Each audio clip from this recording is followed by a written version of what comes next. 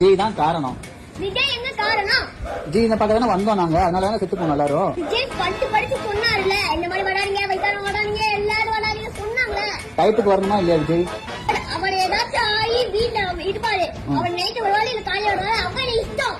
அவர் இஷ்டத்துக்கு எப்ப வேணாலும் வருவாரு. சரி, நீங்க எதுக்கு அது பேசுறோம்? விஜய் பார்க்க வந்தாலும் பாவ சின்ன குழந்தை எல்லாரும் செத்து போச்சுல. அதே மாதிரி நான் சொல்றேன், நீங்க எதுக்கு வந்தீங்க? அவெல்லாம் படிச்சு சொன்னாங்கல்ல. என்ன சொன்னாரு?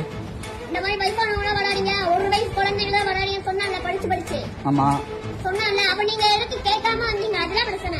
சரி, வந்துட்டாங்கல்ல, வந்தவங்களுக்கு கட்சியில இருந்து ஏதாச்சும் ஒண்ணு பண்ணி தண்ணி பாட்டில் அதெல்லாம் கொடுத்துருக்கலாம். லேட்டா வந்தப்ப கொஞ்சம் பார்த்து கேர்ஃபுல்லா இருக்குன்னு சொல்லிருக்கலாம். அதை ஏன் சொல்லல?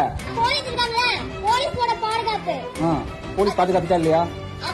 அவங்க பாதுகாப்புனா எங்க ஒரு பொறுப்பு இல்ல. அவங்க வந்து விஜய்க்காக இருக்காங்க. இப்போ ஒருத்தவங்க செயல் பெருந்து அடிக்கிறாங்க, எல்லாரும் வந்து கீழே இருக்காங்க. மேல யாருமே இல்ல விஜய்க்கு பாக்குறதுக்கு. விஜய் எப்படி நிக்கும் போது விஜய் நாள் நிக்கிறாங்க, எங்க யாருமே இல்ல. இப்போ ஒருத்தவங்க செயல் பெருத்து அடிக்கிறாங்க.